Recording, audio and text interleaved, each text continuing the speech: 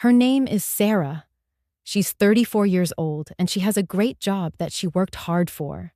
She has 2 kids she loves fiercely and a mortgage she is genuinely proud of. She earns $6,500 a month. That is a real, respectable salary. And yet, every single month, the money disappears. Not to anything dramatic, just life. And by the 22nd, she is staring at $47 in her savings account, wondering how this keeps happening.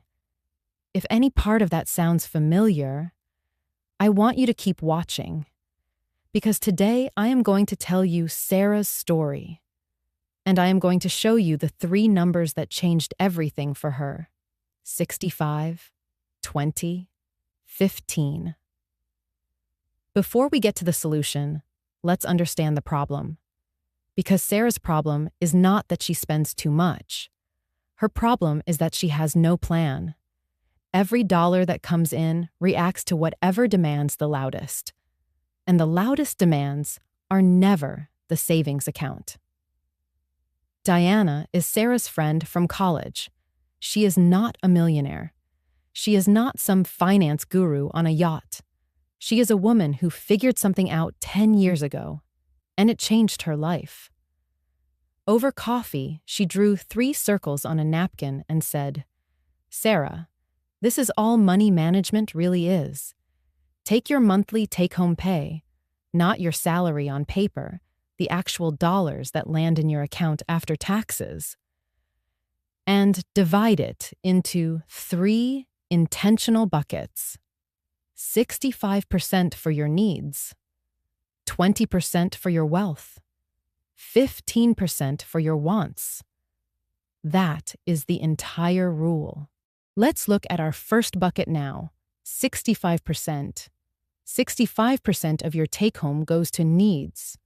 For Sarah, at $6,500 a month, that is $4,225. This bucket covers everything that keeps your life running. The non-negotiables. Here is the key question for the 65% bucket. Is this something my daily life would genuinely fall apart without? If yes, it is a need. If no, it belongs somewhere else. Sounds simple, but this question catches a lot of people off guard.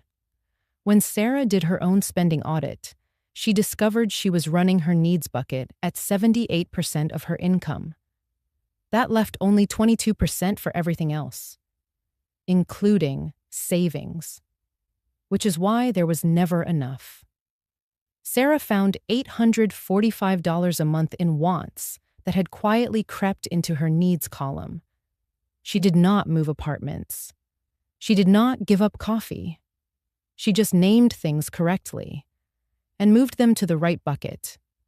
That one audit restructured her entire financial life.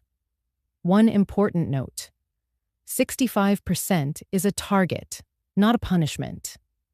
If you live in New York City or San Francisco or London, your rent alone might push you over. That is okay. The goal is to know where you are and move intentionally towards 65, not to hit it perfectly on day 1. Now let's look at the next bucket. Bucket 2, 20% goes straight to savings and investments. And I want you to hear me on this. This is not whatever is leftover savings. This is first money. You pay yourself before you pay anyone else.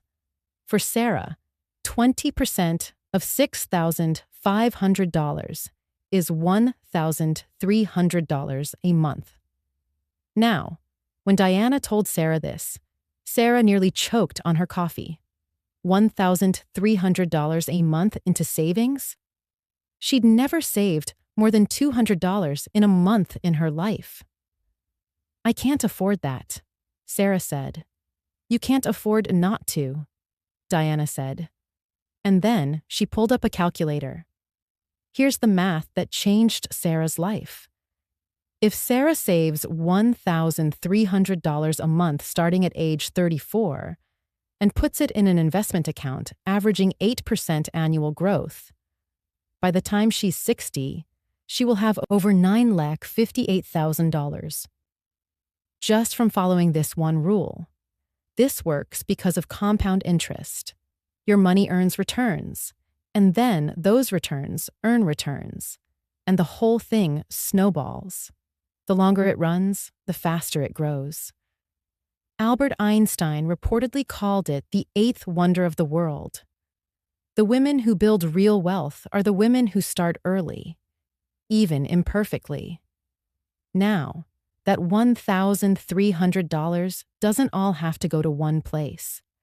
Here's how Diana recommended Sarah split it. $600 to her 401k. Especially important if her employer matches contributions. That match is free money, and not taking it is leaving cash on the table.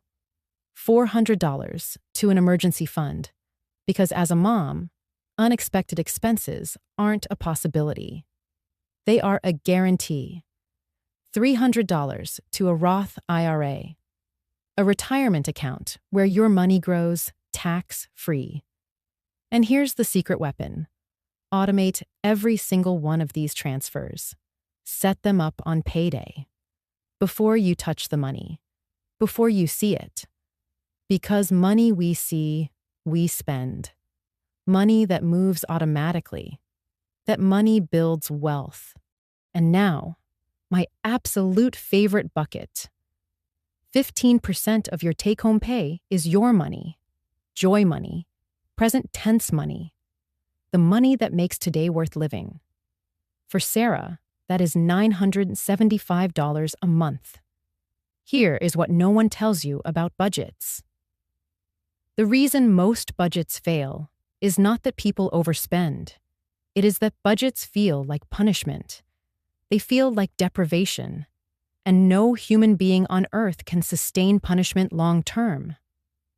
The 15% joy bucket is not indulgence. It is strategy.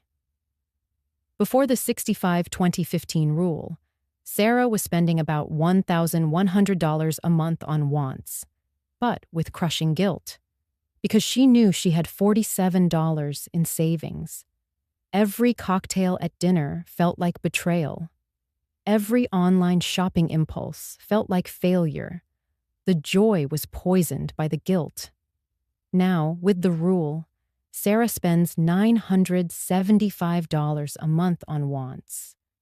That is $125 less than before. And she feels completely free. Because when everything else is handled, the joy money is clean. There is no guilt attached to it. She does not owe her future self an apology for enjoying today. One important note about the 15% bucket. This does not mean you have to spend all of it. If a month comes where your wants naturally cost less, the surplus rolls into your wealth bucket. The 15% is a ceiling for wants, not a floor. Save the difference. Your future self will thank you. Here's what I want you to take away today. The 65-20-15 rule is not about being perfect with money. It's about being intentional with it. It's about saying, 65% of my life is funded, 20% of my future is funded, and 15% of my joy, also funded. You work too hard to keep wondering where your money goes. You deserve a system. You deserve a plan. And you deserve to build wealth, not someday, but starting with your very next paycheck. So here's your action step for today. After this video, I want you to calculate your 3 buckets, just the numbers. That's all. Write them down, because clarity is the first step to change. And if you found this helpful, please share it with another working mom who needs to hear it. Drop a comment below telling me, what is your biggest money challenge right now? If you found this video helpful, don't forget to like and subscribe. I'll see you in the next video.